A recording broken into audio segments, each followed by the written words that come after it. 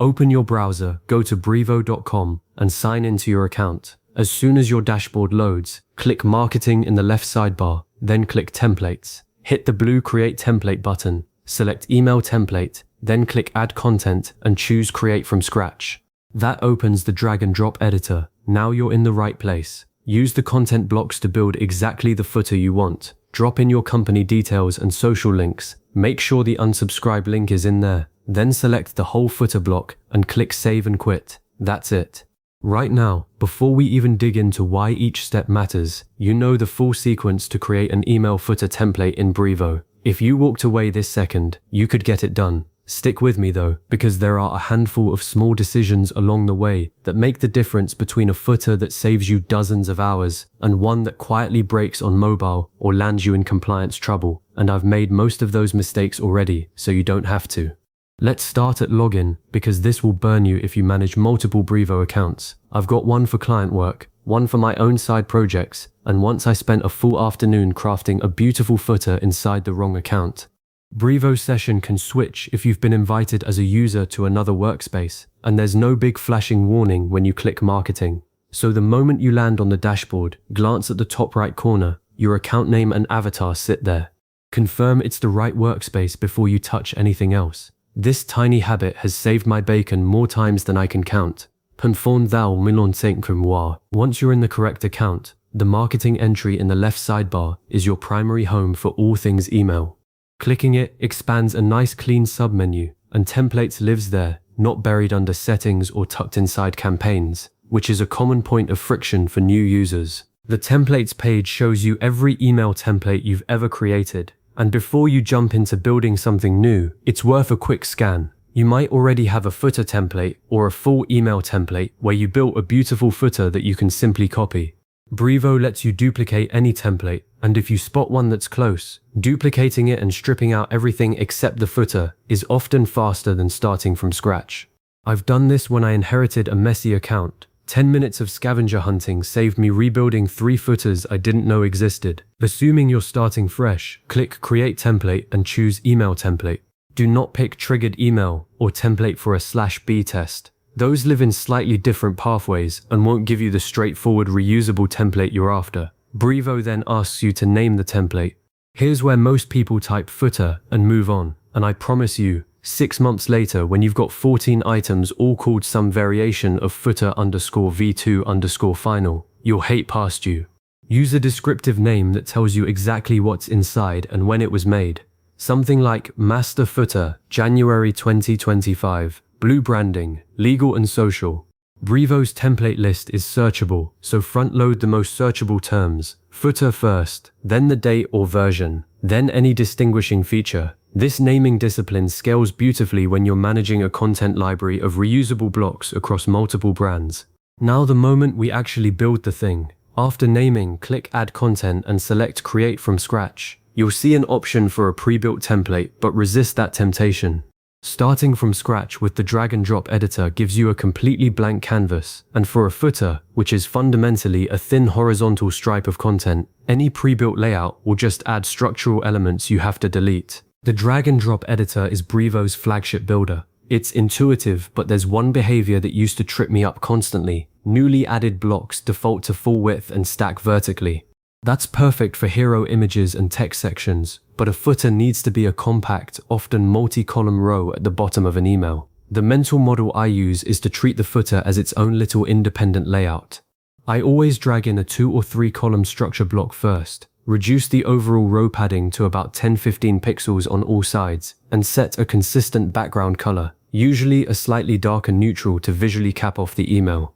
Then I fill those columns with text blocks for the address and contact info, an image block for the logo if I'm using one, and a social media block for the linked icons. Brevo's social media block is a huge time saver. Instead of manually adding icons and hyperlinks one by one, you drop the block, click it, and paste in your profile URLs. It pulls in the correct icons automatically and keeps them properly sized. I've seen people drag in individual image blocks and manually link each one. Don't do that.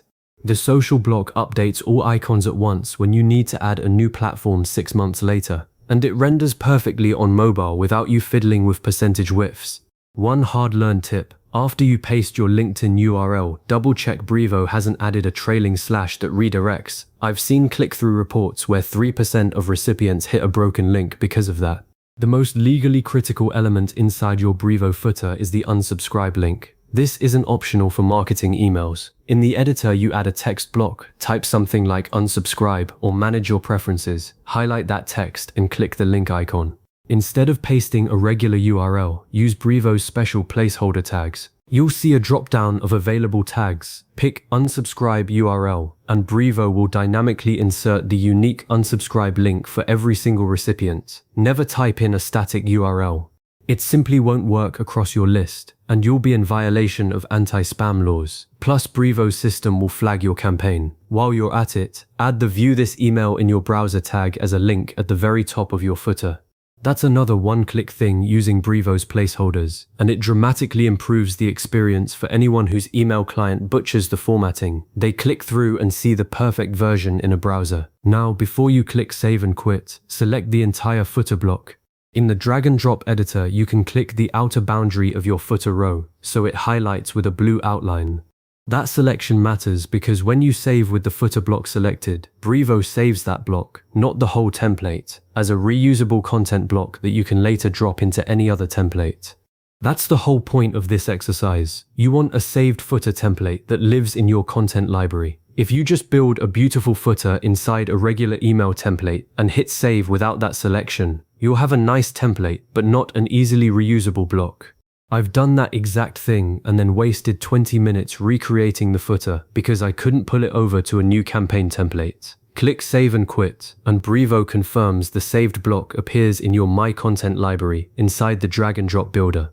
From then on, anytime you're building a new email, you open the Content Blocks panel, find your footer, and drag it in. Done. Let's talk mobile preview because this is the silent killer of professional email footers. Brevo's editor has a little toggle at the bottom to switch between desktop and mobile view. Use it absolutely every time you create or edit a footer. On mobile, a 3-column footer often smushes into a single stack, and that's actually fine, but you need to check that the text size doesn't suddenly drop to an unreadable 8 pixels.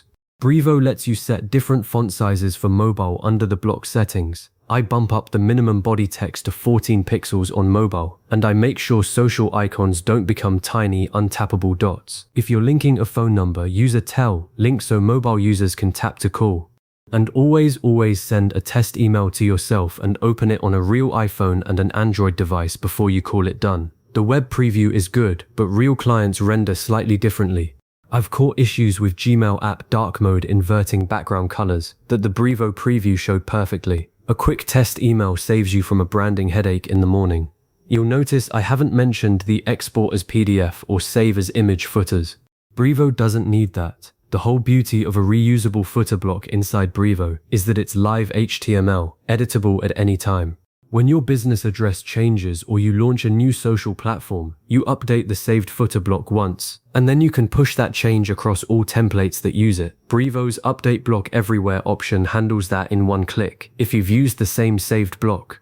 This is why I keep a single master footer per brand and never duplicate it manually across templates. It's a more scalable workflow, and it prevents the nightmare of 6 slightly different footers with different old addresses floating around your campaigns. One more distinct thing I do. I always add a simple text divider, just a thin horizontal rule, above the footer block in my master email template, not inside the footer itself. That way the footer stays clean and agnostic to whatever template it lands in, and the template's own body content can include the visual separator that makes sense for that layout. This tiny separation keeps the footer reusable across wildly different email designs without carrying unnecessary padding or a divider that clashes with some templates' color schemes. Before I wrap up, a quick word on staying compliant and professional. Brevo automatically includes a physical mailing address requirement for marketing emails in many jurisdictions, so make sure your footer has your company's real street address or PO box, not just a website URL. I've seen accounts get their sending reputation downgraded because they omitted that. Also, if you're in the EU, that unsubscribe link must function with a single click and be immediately visible. Burying it in tiny grey text at the very bottom might technically work, but it's a poor experience and irritates recipients. Make it distinct, make it obvious, and set the link color to your brand's accent color so it's clearly tappable. So to recap, you've now got a saved email footer template in Brevo, living in your content library, ready to be dragged into any future email campaign. That footer carries your branding, your contact details, your social links, and a properly generated unsubscribe link, all mobile tested and rock solid. You're not rebuilding this from scratch ever again. A smart next move is to open your most frequently used email templates right now and drop this saved footer block into each of them, replacing any older inconsistent footers. After that, set a calendar reminder to review the footer every quarter, check links, scores of social proof, and update company info if anything's changed. An outdated footer can silently erode trust, and keeping it fresh is maybe 10 minutes of work every 3 months. If you ever need to revisit any step, come back to this walkthrough and you'll fly through it in 2 minutes flat.